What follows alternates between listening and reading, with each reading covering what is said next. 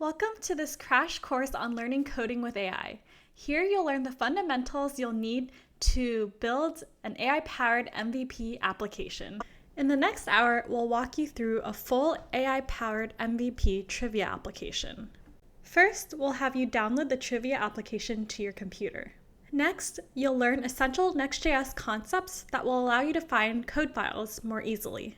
Next, we'll walk you through the Supabase backend and show you how OpenAI is integrated to enable AI features. Finally, you'll get practice with coding a new feature with Cursor, the AI coding tool that we'll be using in this course. For those of you who aren't familiar with Cursor, Cursor is an AI-powered IDE. That means it's a coding workspace that has AI integrated into it. With Cursor, you can open up any coding project and then you can prompt Cursor to answer questions about your code or generate and implement new features for you. It's my personal favorite by a large margin, which is why we're using it in this video. That being said, the skills taught in this course should be generalizable to any AI coding tool that you use.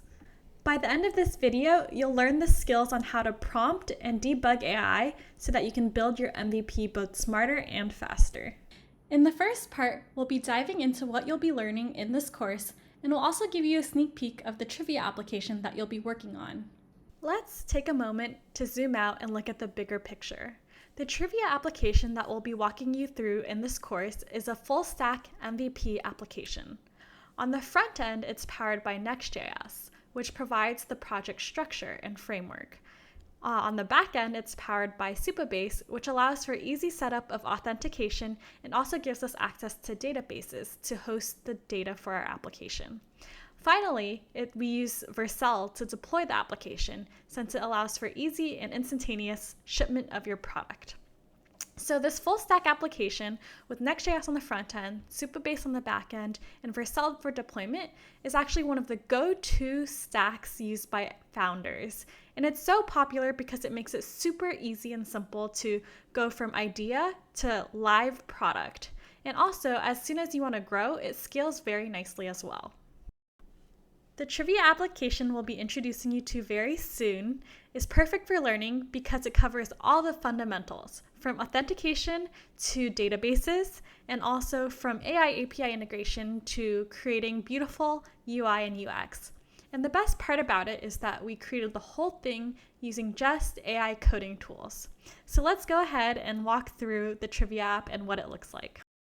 The trivia application is hosted at this URL here. So if you want to follow along on your own computer, go ahead and copy this URL and paste it there. So one of the first things that you'll notice about the trivia application is that it has full authentication capabilities. So a user can sign up for an account if they don't have one, they can sign into an account, and they can also reset their password if they've forgotten it. So I'll go ahead and take you to my account so you can see what a signed in user sees when they open the application. So here is my home page, and you can see that there's this generate trivia questions page. So as a user, I can select a few categories that I want to create trivia questions for, and I can also select a difficulty range. And then I'll click the button generate trivia questions. So this app is connected to the OpenAI API. So when a user hits the generate trivia questions button, it's actually calling the OpenAI API to take in these categories and difficulty range and generate some trivia questions. So you can already see that it returned these trivia questions. So I'm just gonna try to answer a few of these. But yeah, you can also see there's interactivity embedded into this, and I can also favorite a few questions as well. Something that you'll notice is that this questions button gets grayed out after the user has generated one set of trivia questions for a day. And that's just so users aren't constantly calling or abusing the calls to our OpenAI API, since that costs money. And then finally, we can see there's a few pages that we can go to. So I can see trivia questions that I favorited in the past, and I can also see trivia questions and answers that I've made also in the past. So that pretty much summarizes what the trivia application looks like. By the end of this course, you'll not only understand what the trivia application does, but also how it was built. And you'll be able to apply your learnings to building your own full stack MVP application that follows the same stack. So Next.js, Supabase, and Vercel for deployment. In part 2 of this course, we'll guide you through the steps on how to set up the trivia application on your own computer. This works for both Mac and Windows computers, and it shouldn't take more than 10 minutes to do. We highly recommend that you follow the next steps and download the application to your computer, but if you're not feeling quite up for it, we totally understand, and you'll still get a lot of value just by following along. Before getting started, you'll want to make sure you have the following things installed on your computer. You'll need Git so that you can download the project repository. You'll need NodeJS so you can run and launch the application on your own local computer. And finally, you'll need your favorite AI-powered coding tool, or IDE. In my case, I really like Cursor, so that's what we'll be using here. Now, all the links to the downloads are in the video description below, and I'll give you a few quick tips on how to install these things onto your computer.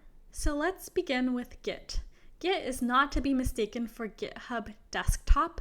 It actually stands for Git CLI. So what this means is that you'll be able to run Git commands in your terminal if this is installed on your computer.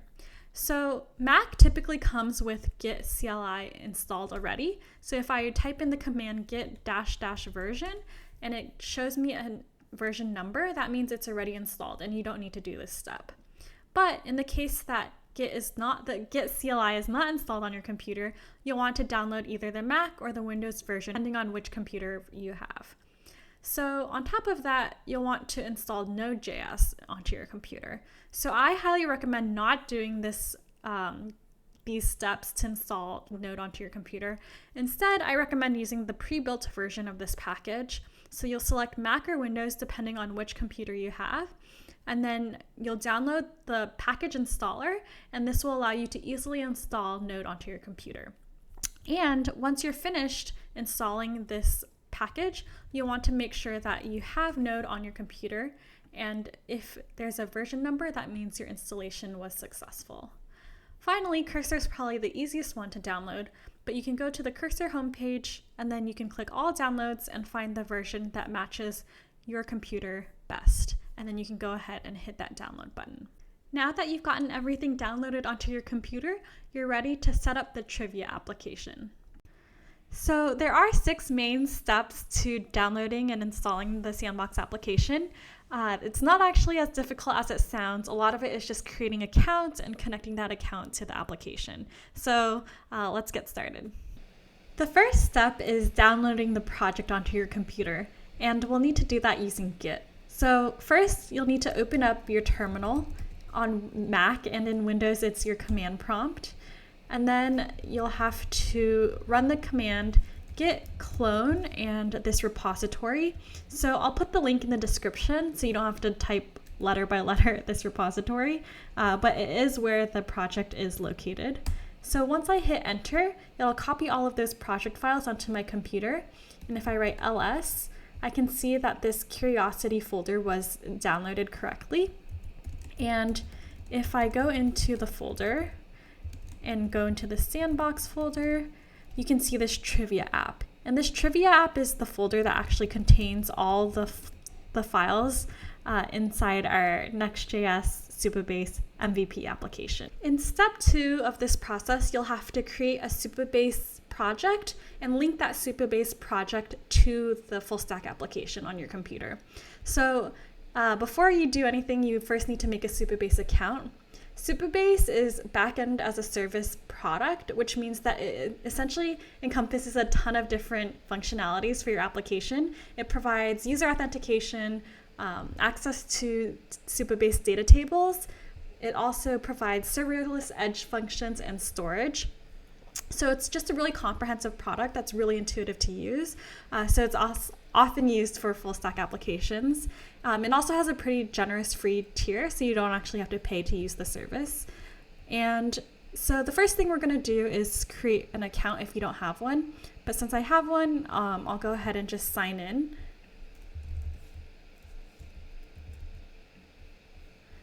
And as soon as you sign in, it'll take you to your dashboard and you'll want to create a new project. So I'm just going to name this project Trivia App Sandbox, and then I'm gonna type in a password, and then I'm just gonna use the default settings for security and advanced configuration and just say create new project. So this gives us a new project, and typically the project API key is right here, but it's having some issues with some kind of error that's happening. So I found an alternative way to get your API key. You'll want to hit this connect button at the top of the screen, and then you'll want to go to app frameworks. And then essentially it'll give you the 2 API keys that you'll need to connect your app to the Supabase project. So I'm gonna delete this project as soon as this video is over. So even though the keys are displayed, they won't persist, so it's okay. So the next thing you need to do to set up your Supabase project is to set up the databases that are required for the trivia application. So for our trivia application, we actually need 4 different tables. We need to save the trivia questions in a trivia questions table. We need to save the user's favorites and history of trivia questions into additional tables. And then finally, we need to save the user's answers. So that means we'll have set up 4 tables for this application to work. And since this is a sandbox, I'm just going to give you the SQL query to generate all these tables for free. So you can actually go to the SQL editor in your Supabase project, and then you can copy the SQL query that I provide to you in the description of the video and at the bottom of the page, and then you can just copy and paste it, and then you can go ahead and click run. And this should generate all the tables that you need for your project. And just to do a quick sanity check, you can go to database, and then you can go to schema visualizer, and you can see what these tables look like. So again, we do have these 4 tables, and they have kind of all the columns that we expect. So this looks like it's set up correctly. And the final step that we have to do in the Supabase project on this web platform is to go to this authentication tab and then click on URL configuration. And essentially this needs to be set to localhost 3000 or whatever URL comes up when you run the command npm run dev to launch your application. So this is just something to know to make sure that your project is set up correctly. So in this next step, we'll be setting up an OpenAI account that you'll be able to link to that full stack application that's on your local computer. So because the trivia app does call the OpenAI API, you do need to hook it up to your own account. And basically every time you click the button to generate new trivia questions, it'll call the OpenAI API using your account and charge you a few cents. So I'll just walk you through how you go through that. It won't charge you more than $1 as you test your application. So let's go ahead and call OpenAI API platform. And then we'll click on the first link. And if you don't have an account yet, you'll have to sign up for one. And then I've already signed into my account. So as soon as you sign in to your account, you want to click on the button settings. And then you'll want to go to API keys. And I already have a few projects set up and a few API keys saved, but you'll want to create a new secret key and then save that to your clipboard because we'll be using that in the next step. And because it does cost money to run the application, a few cents, you'll have to add some credits to your account if you don't have any yet. And also, something that's really useful to know is this usage page. So you can check how much money you're spending every time you generate the questions, and it shouldn't be more than a few dollars. So if it is, then you might be using the wrong model. So it's just good to always check on this dashboard and make sure you're not spending more than you expect. In this next step, we'll be setting up the connection between the accounts that you just created and your local application. So what that means in general is that you'll create a .env file and put the API keys inside that file. So if you haven't downloaded Cursor yet, right now is a good time to do that because you'll want to open up your project folder in Cursor. So I already have Cursor installed, so I'm just going to open up the sandbox that we downloaded from the very beginning. So I'm going to click on Open Project, and then I'm going to go to Curiosity, Sandbox, Trivia App, and I'm just going to open this up in Cursor. And as soon as you see this, the project has loaded, and now we want to create a .env file. So I'm going to right-click and then say New File and say .env. And then in this file, I'm going to store the API keys in this way. So I'm not going to show you the process of copying and pasting API keys since it's sensitive information, but I did share with you the instructions on where you should be able to get those keys. Now that the accounts are properly hooked up, we can go ahead and install the project dependencies. So if you go to this package.json file, you'll see all the libraries and packages that are required to run this project locally. So in order to do that, as long as you have Node installed, you can run the command npm install and click enter, and this will automatically load all the packages for you. In this final step, we will launch the application and we'll be able to see the trivia application on our local computer. So I'm going to run the command npm run dev, and then this will launch the application to a local URL. So if I press command click, I'll be able to see the launched application. And it'll take a minute to load, and you can see that we see the trivia app. So now we've concluded the setup of our trivia application on our computer.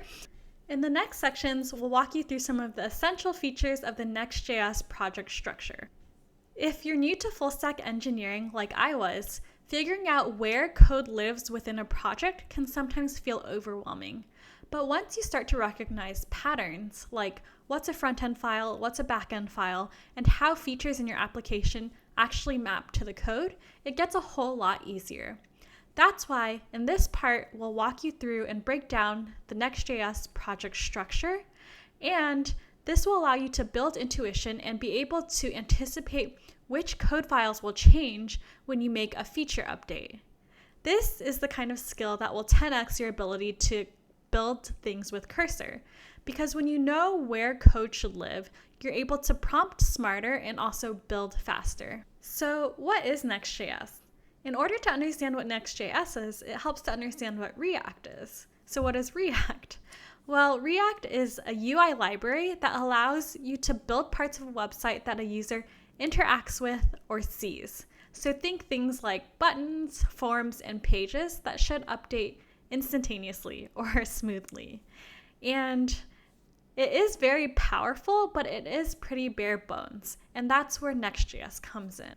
Next.js is like React, except with a lot of helpful things already built in.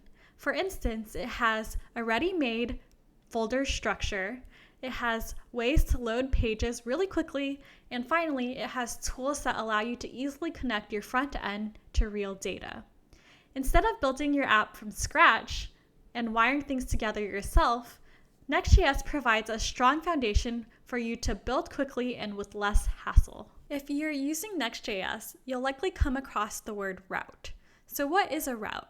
You can think of a route as a path that a user takes to get to a specific page on your website. So for the trivia app, you can think of triviaapp.com/signup.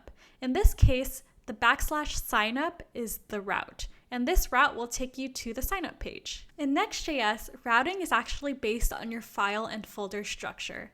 That means that any page that lives within your app folder will actually become a route, or in other words, it'll become a URL on your website.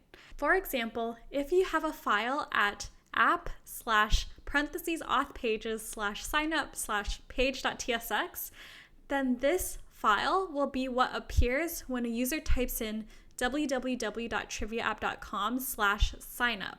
In other words, when they go to the signup route.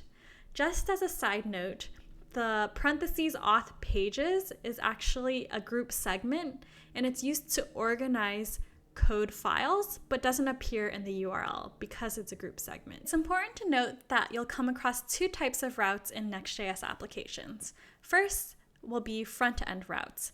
These appear as pages within your website, like the sign-up page. The second type are back-end routes. And these files are hosted in the app/API folder, and you won't actually see them on your website, but they do host really important functionality like fetching data and processing forms. In the next section, we'll tell you some tips on how to distinguish between files that are on the front end and the back end. First up, files that end in the .tsx suffix are typically front-end files. Think of these files as files that define the user interface, including things like buttons, forms, and layouts. These files can typically be found in folders like the app directory or the components directory. Now, files that end in .ts without the x are backend files. These files handle the behind-the-scenes functionality, like handling data or performing logic.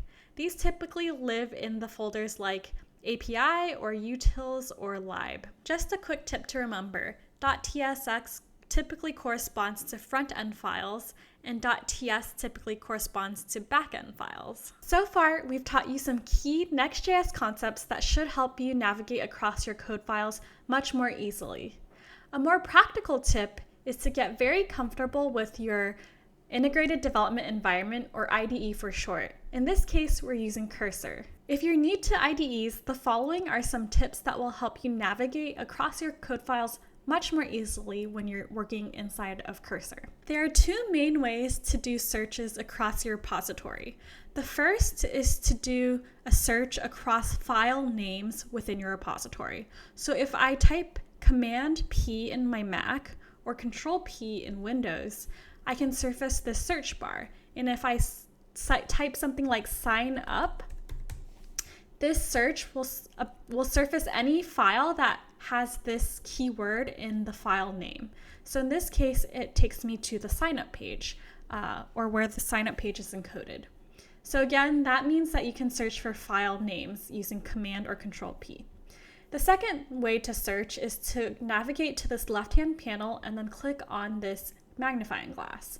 So this search will allow you to surface keywords that appear within the files. So if I type sign up, this will surface all the files where signup appears within that file. So those are two really powerful ways to search for files that you're looking for. Again, I can also search quota, and that will surface all the files that are related to checking the quota. If you still can't find what you're looking for, we highly recommend using the ask mode in your Cursor text prompting and use auto and say, can you help me find the file where the sign up page is located? And running this prompt will give Cursor the ability to search for relevant files. One final tip that I've personally found really helpful is if you're inside the code editor and you see an action within your code file, but this action is defined in another file, you can actually click Command click or Control click in Windows. And so if I press Command and click, it'll actually take me to the file where that function is defined. Just a little trick that's really helpful. Now that we've covered some key concepts, let's solidify them with some quick practice. I'm going to walk you through a few examples where you'll be asked to match a code file to the feature that it powers in the app. When a question pops up, we highly recommend that you pause the video and take a moment to think through the answer based on what you've learned so far in the course. For the first question, we're asking which file corresponds to the sign-in form page. There's one best answer. The answer to this question is choice B, and there are a few reasons why this is the case. The first is that the suffix ends in a .tsx, which indicates that it's a front-end UI component, and this is correct as it is a sign-in page that the user is filling out. Secondly, it corresponds to the sign-in route since the folder lives in app/auth-pages/sign-in. This is an indication that at this route, this page will be rendered. So these are two telltale signs that this is where the sign-in form page lives. Second question. Which file contains the route that calls the OpenAI API to generate trivia questions? There's one best answer. We know this is a backend route, so it should live in the app/API directory. That leaves us with choices A, B, E, and F. We also know that it's a backend file, so it should end in a suffix of .ts. That narrows it down to A and F. If we do a quick skim of the code files, we see that the answer route actually handles what happens when a user clicks on a trivia question answer. So that leaves us with the best and final choice of F. Which files would you look through if you wanted to disable the feature that prevents users from generating a second set of trivia questions? Note that there can be multiple files for this answer. And also, we highly recommend using the tips for using an IDE that we introduced earlier. This one's a little bit trickier because multiple files can actually contain this logic. So let's walk through each of the files one by one to figure out whether it might be a good candidate. A is a backend route since it lives in the app/API folder and it has quota in the name. This seems like it would be a good candidate for this feature. B is the trivia button front end component. So this actually might contain some logic related to quotas because we need to disable it when the quota is met. So it's also a good candidate. C is actually a file that we've looked into in the past, and it handles the logic related to when a user answers a trivia question. This is unrelated to checking whether a user has already generated trivia questions, so it's not a good candidate. D is also a file we've looked into. It's where the trivia questions originally get generated. And this is a good candidate because this is a place where we'll likely want to check whether a user has reached their quota or not. And finally, E is a generic page that hosts the trivia generation questions and input forms, so that's not going to be a good candidate. And finally, F is just a generic utils file. So that leaves us with A, B, and D as the best candidates for checking how to disable this feature. Before we wrap up, I wanted to give a quick recap of what we covered during this part of the course. We walked through how a Next.js project is structured, what's backend, what's frontend, how Next.js routing works, and how to spot where features live in the code. I also wanted to reiterate the importance of knowing your project structure. This will help you prompt much more effectively and will also help you significantly increase the speed of your development cycles. We just barely touched the surface of how Next.js works. There are other topics like middleware, client versus server-side rendering, error handling, and how to write a PRD. These are all things that we cover in our full course that's linked in the video description below. So if you really want to level up your coding with AI skills, we highly recommend you check that full course out. In part 4 of this course, we'll be exploring the back end of the trivia application, from how data is hosted in Supabase to how AI API integration is set up. If you've ever tried to build an app, you know that setting up the back end can be a huge headache. That's where Supabase comes in. It's a tool that gives you everything you need to run your back end without having to write everything from scratch. With Supabase, you get a ton of different back end features. For instance, you get a full relational PostgreSQL database that allows you to store and update your application's data.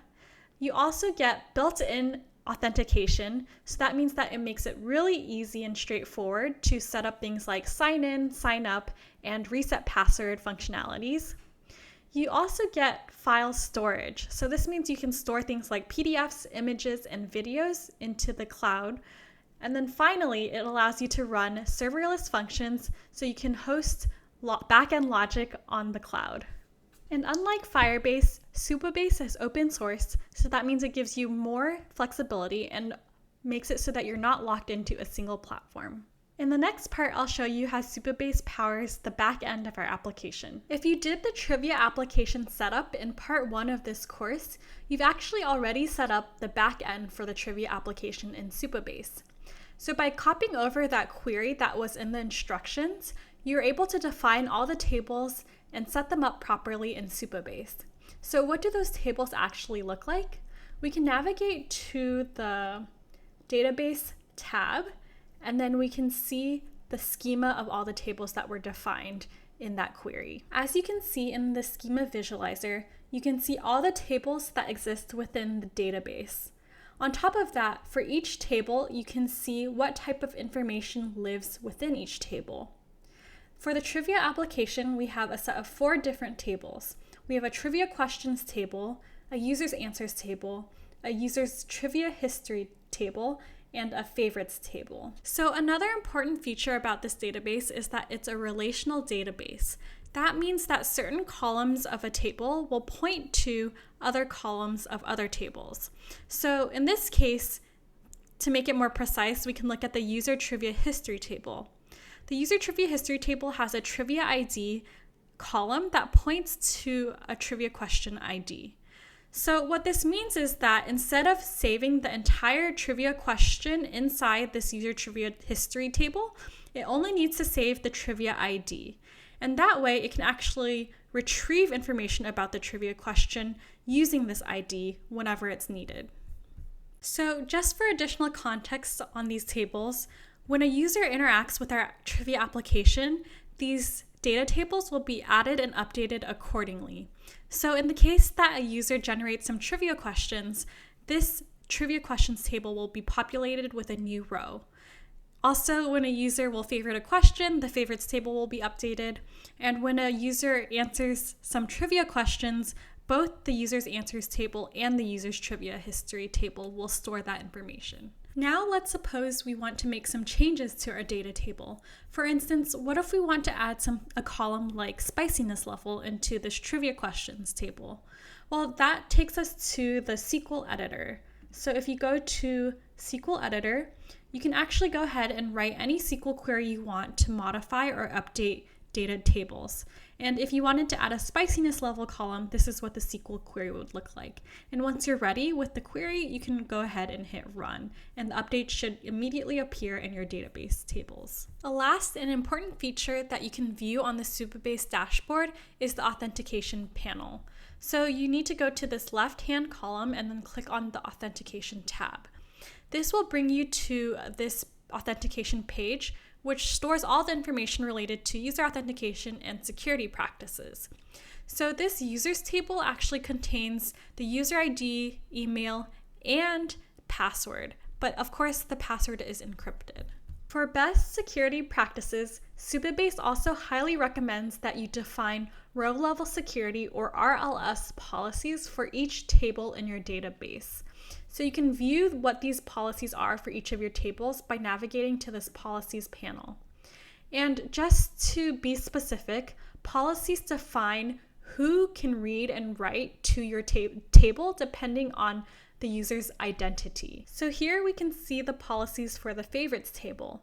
This means that all users can view, add, or update their own favorited questions in the favorites table. So now we're going to switch gears a little bit. So we're going to switch from talking about Supabase to AI API integration.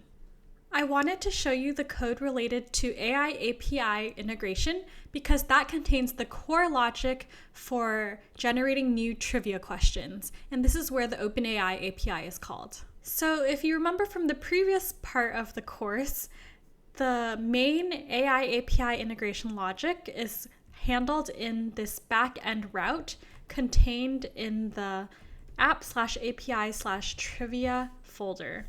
So this is where the logic lives, and we're going to just walk through this code briefly.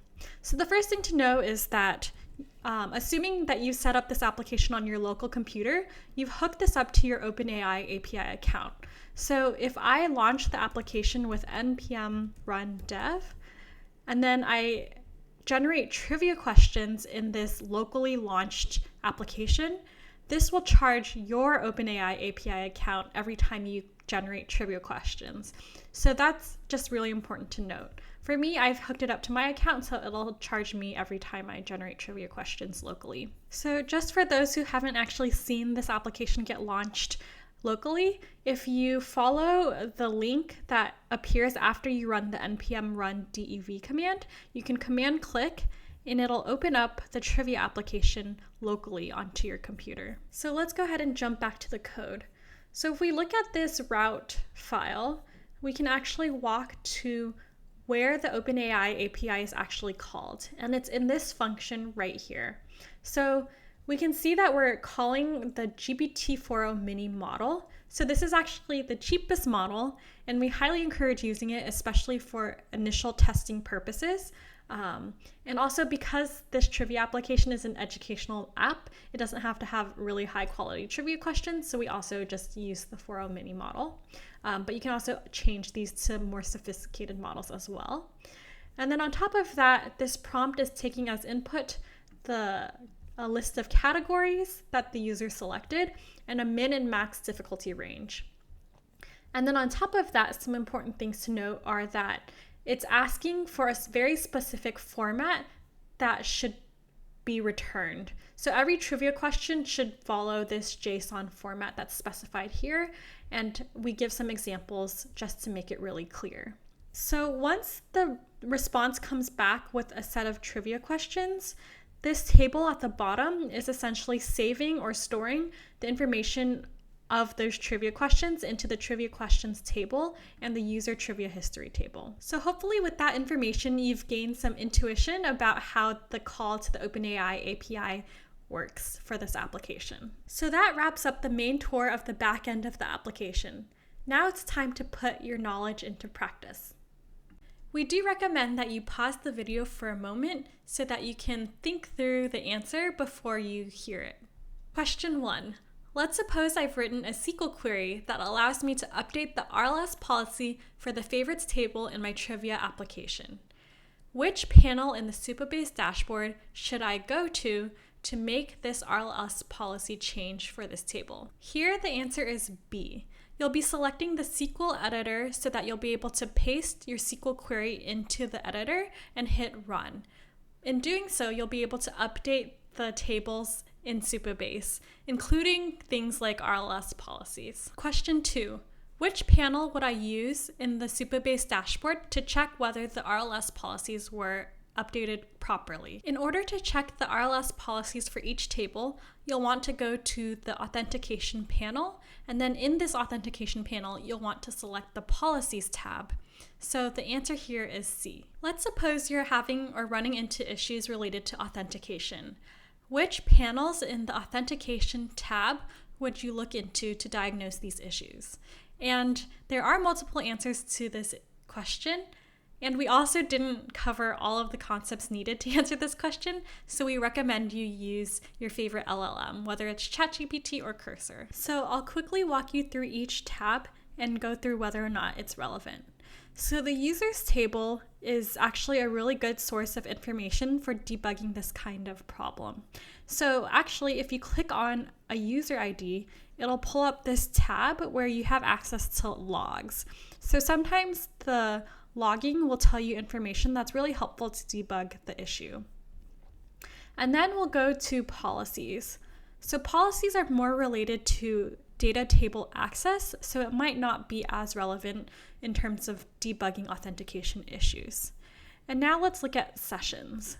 So if you're getting issues related to tokens or user sessions, which do occur when you're dealing with authentication, you may want to look at this tab. Also, in the same sense, if you're seeing errors related to rate limiting, this is actually a really good place to check what's going on and what your limits are. Finally, we look at your emails. I guess we'll take a look at emails. So I have run into issues where the issue with my authentication was related to this URL here. So the email templates are a good place to look when you're getting issues with email confirmations not working as you expect. And then finally, this one's a little bit harder to debug, but the URL configuration is actually really key in debugging authentication issues. So you want to make sure that your site URL points to whichever site that you're testing. In summary, the answer to this question is A, C, D, E, and F. Here's a quick recap of what we covered during this part of the course. We peeked under the hood of the trivia application by taking you through the Supabase backend. We walked through things like the authentication tables, the other data tables, and also the RLS policies for these tables. And we also uncovered how the AI API integration is working to generate trivia questions. There is so much to database design, and we weren't able to cover it all during this crash course. Things like designing database tables and RLS policies, the basics of SQL, the best and safest authentication practices, and also how to set up that AI API integration from end to end. Those are things that we do touch upon in the full course though. In part 5, the last part of this course will guide you through the process of coding a whole new feature with AI. If you've made it to this part of the course, thanks for sticking with me for so long. Now we're ready to get into the hands-on part of this course. We will guide you through the process of creating a new feature for the trivia application. Along the way, we're going to challenge you to anticipate which code files AI will change, to prompt AI very effectively, and finally to test and validate its outputs. The feature that we'd like you to implement is to add a spiciness level in the trivia question input form so that users can specify what level of spiciness they want their trivia questions to have. Let's go ahead and dive into prompting. What's the first prompt you can think of to implement this feature? Maybe take a moment to pause and think through what this would be. If you were able to download the trivia application onto your own computer, I'd highly recommend trying out your own prompt in Cursor. You might have come up with something that looks like this. I'd like to allow users to specify the spiciness of their trivia questions. Can you help me implement this? So I'm going to go ahead and set Cursor to agent mode, and then I'm also going to use the highest or best model that doesn't require credits, which is this Claude 3.7 Sonnet model. And I'm going to go ahead and press enter. Let me walk through what Cursor did as a response to this initial prompt. It says it's going to think a few seconds, then it looks through all the project code files, and then it says, based on the code I've reviewed, I can see there's a difficulty range slider in the trivia questions file. However, there's no explicit spiciness labeling or descriptive difficulty levels. So then it says it's going to modify the current implementation by adding descriptive spiciness levels to the difficulty slider.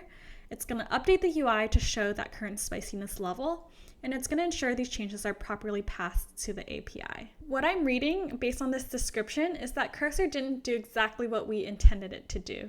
So instead of adding an additional slider that takes in spiciness level, it's just repurposing that difficulty level slider to have spiciness labels. So let's go ahead and launch the application with npm run dev to see what these changes actually look like in the application. So I'm going to do command click, and then this will open up the application. And since I'm already signed in, we can already see what it changed. It basically repurposed this difficulty level slider into a spiciness level slider. Also, if I was being especially critical about Cursor's work, I would be disappointed by the fact that it didn't add a new column into my trivia questions table and record spiciness level when it introduced this new feature. That being said, it's very impressive what Cursor was able to do with such a simple and vague prompt. Unfortunately, for even more complex features, especially the ones that you don't know how to implement yourself, Cursor is prone to making even more errors and miss more key implementation details without proper guidance. So that's why it's really critical to understand how to guide and prompt Cursor effectively. In the next section, I'll actually introduce you to a feature coding workflow that we highly recommend you use and follow to get the best results out of Cursor. If you go to my course site and navigate to the page Development Tips, you'll find this highly recommended feature change workflow. So these are just the steps that we highly recommend you take when you're implementing a new feature into your application with AI. This process helps you stay clear, focused, and get better results when you're using AI coding tools like Cursor. So let me give you a quick walkthrough of what this process might look like. So you do want to be sure that you're working in a GitHub repository so that you have your code project files saved somewhere. And that being said, you want to make sure before you start working on a feature that you're working on a clean working repository. That means that there's no code differences between your local branch and your remote branch. Then, before prompting Cursor to start implementing the feature, you want to be clear and precise on what the feature is and how you're going to do this implementation. So this is kind of a pre-processing step, and you'll want to ask either Cursor or your favorite LLM to help guide you and understand what the implementation process looks like. Then, using the information that you got from the pre-processing step, you can go ahead and prompt Cursor to implement this feature. Instead of blindly accepting all of Cursor's changes, you'll want to validate its output. So that means you'll want to check which files it made changes to and what changes it made to each of those files. And you want to make sure that those changes match your expectations. Finally, you'll want to locally launch your application and test that the feature is working as you expect. If it's not, you might need to go back and debug and reiterate in this process of implementation and debugging and testing.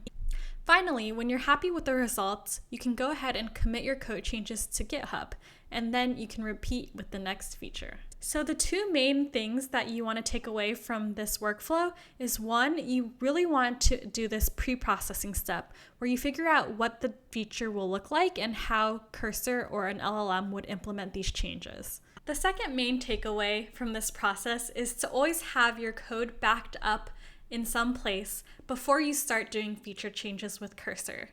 So Cursor does allow you to restore your code before a certain prompt happened, but it's not always reliable. So you really just want to make sure you have that backup copy saved in GitHub before you start making feature changes.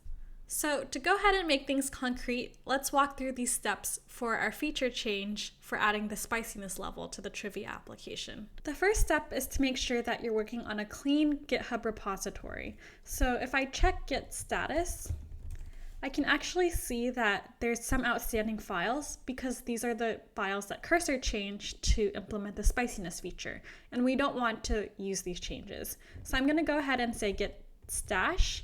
And then if I do git status again, now our repository is clean and it's up to date. So it matches what our remote repository looks like before any of the spiciness changes were implemented. So the second step in the process is to define the feature.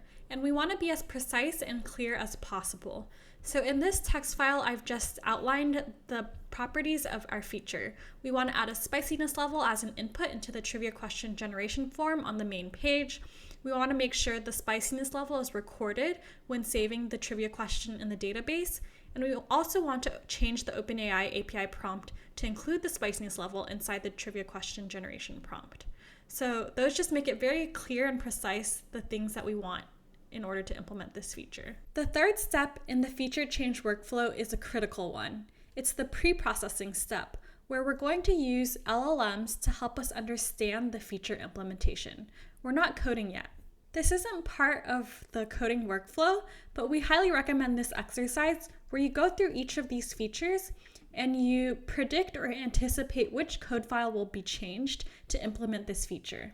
You'll have to use the tools that you learned in part 3 of this course, where you learn Next.js project structure. I'm not going to go into depth of the answers, but here they are and the rationale for why this file is going to be changed based on what we learned from part 3. So now it's time to get Cursor to help us understand what feature implementation would look like. So I'm going to go ahead and use a prompt that I like to use, and I'm going to say, I'm trying to implement this feature. And then I'm going to actually copy this feature definition that we've written.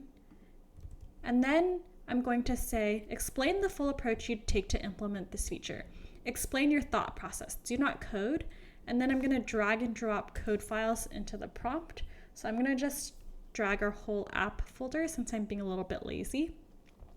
And then I'm going to use agent mode because I still find agent mode is generally better than the chat mode. So even though we're just asking it a question, I'd still recommend agent mode.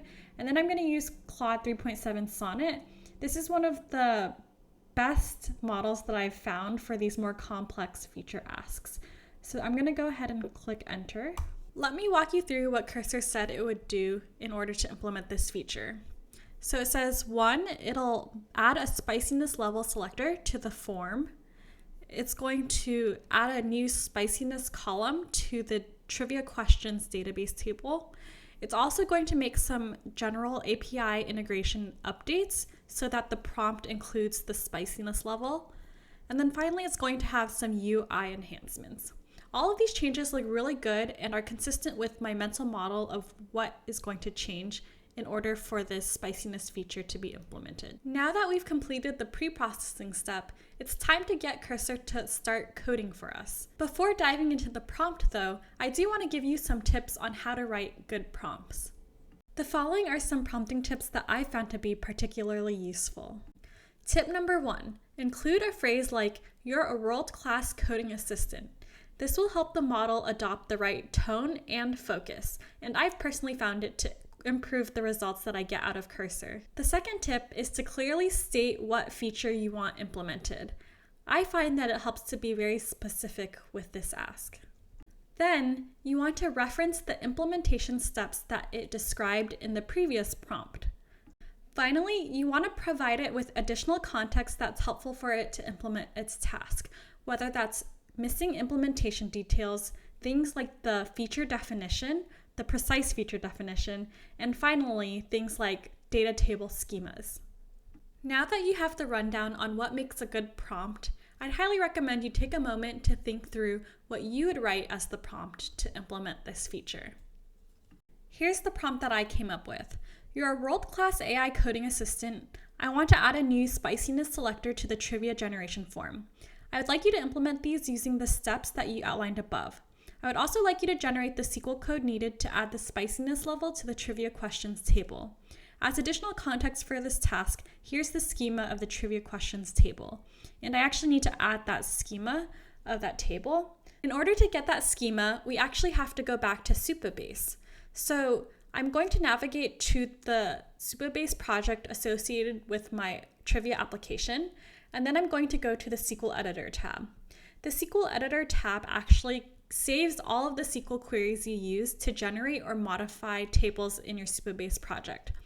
So that means that it saved that original query that we used to set up all the different tables inside our trivia application, including the trivia questions table. So I'm going to go ahead and copy this schema, and this is what we're going to be using in the prompt. So now I'm going to go ahead and copy that schema that we got from Supabase. And then I'm also going to add as context into this prompt the feature definition that we had earlier. All the information it can get is helpful. So as you can see, that context was added here. And then I'm going to go ahead and click Run. Before diving into what Cursor did as a response to this prompt, I did want to walk you through a few features that make this prompt highly effective. First, I start with, "You're a world-class AI coding assistant." This line hypes up Cursor, and it has been known to improve the quality of Cursor's output. So on top of that, I give it context as to what feature I want it to implement. And then I say, "Can you please implement these steps using the steps that you outlined above?" And then I did add in an additional implementation step that was missing when it did describe what it was going to do. And then finally, I gave it some additional context, in this case, the schema for the trivia questions table. And this is just so that it makes its life a little bit easier to implement that change. And then finally, I added the feature definition just for additional context, and so it has clarity on what it's trying to do. So now I'll just walk you through a summary of what Cursor changed based on its response. So it says, I've added a SQL migration to add the spiciness column to the trivia questions table. I've updated the trivia question interface to include the spiciness property. I've added a spiciness slider to the form. I've updated the API endpoint to handle the spiciness parameter and include it in the prompt. I've updated the display to show the spiciness level in the trivia card. And I've also updated the code for saving the questions to the database to include the spiciness property. So all of these changes look like exactly what we wanted when we were thinking about the feature implementation. So let's go ahead and actually see whether the changes look good on the application itself. So I'm going to go ahead and run npm run dev and see what the changes look like on the front end. So the front end changes actually look really good. There's this new slider that allows you to select a spiciness level. That's exactly what we expected. We're not quite done with implementing the back-end feature changes though, because we do need to update the trivia questions table to include the spiciness level. So I'm going to go ahead and copy the SQL query that Cursor has given me. And then I'm going to manually update the trivia questions table in Supabase. So I'm going to go ahead and go to the SQL editor. and then I'm going to create a new SQL code snippet, and I'm going to paste that SQL query that I copied over from Cursor. And then I'm going to go ahead and click Run. And when I run this command, I'll go back to the table editor, and then I'll go to Trivia Questions table, and then I'll look for the spiciness column, and it looks like it was created correctly. Now I can actually go ahead and test out if the backend functionality is working properly. So I'm going to go ahead and generate a set of trivia questions, and then see whether the trivia questions are properly populated with the spiciness level. So when I scroll down, I actually see the generated trivia questions do have a spiciness level of 2. Now let's go ahead and check the backend in Supabase to make sure that the spiciness level is saved. If I go to the Supabase table, I can see that the trivia questions are populated here, and they all have a spiciness level of 2. That means from end to end, our feature for adding the spiciness level is working as we expect. Hopefully, through this exercise, you can already see the value of following the steps in the feature coding workflow. You can already see how it generates much more effective results than if you were to just vaguely prompt Cursor to implement a feature. But we're not quite done with all the steps in that feature coding workflow. In fact, we still need to validate and test the feature changes before we push the code. So if we return back to the feature change workflow, we can actually see that we prompted Cursor to implement the feature, and then we actually tested the implementation. So we do need to go back and validate Cursor's output. So I like to validate Cursor's output in 2 steps. First, I like to check out which files Cursor changed when doing this feature implementation. So when we did get status, it listed that it changed this trivia route and this trivia button form. So these are both the files that we had anticipated would change because of this feature implementation. So they check out. And then this additional SQL file is just a SQL query that we can use to update that trivia questions table. So that also checks out. So the second thing I'll do is I'll quickly skim through the code files themselves to see what code within that file was changed and whether it matches my expectations. So I'm going to start in the back end and go to the trivia route. And then this is where the OpenAI API prompt is modified to include spiciness. So we can see the spiciness parameter, and then we can also see that the prompt now includes spiciness level. And even the examples outputs include the spiciness level. And then finally, when the tables are updated, they're also including the spiciness category. So that's perfect. Everything looks like it checks out. So now let's go ahead and take a peek at the front end changes. So I'm going to open up triviabutton.tsx. And here we just expect the spiciness level to be added as an input into the input form. And then also when the questions are rendered, we expect to show the spiciness level of that question. So here we have spiciness as a parameter. And then we have a new state for spiciness. And then let's see. And then here is the form to input spiciness level. And then finally, we have the display on the card that shows the spiciness level of the question.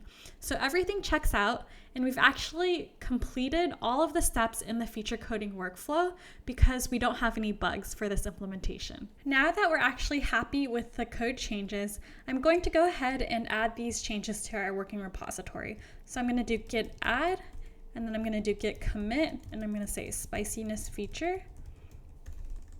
And then I'm going to go ahead and say git push origin.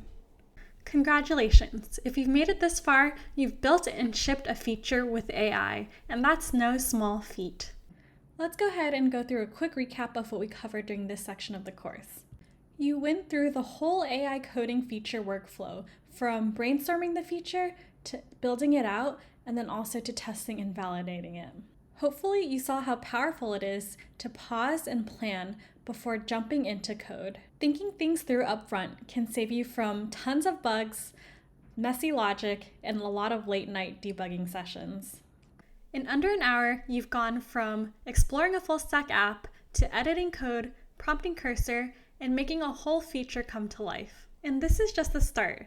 If this course sparked one aha moment, imagine what a whole focused 6-week course could do for you. In the full course, you'll get access to clear, in-depth modules, tons of interactive activities just like the ones that we did during this video, and step-by-step guidance on how to build that trivia application from scratch. You'll learn how to prompt, debug, and problem solve with AI so that you can tackle any coding challenge with confidence.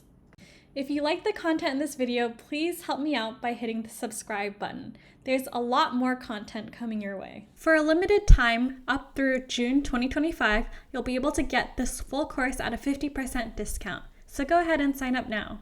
I'd love to see what you build next.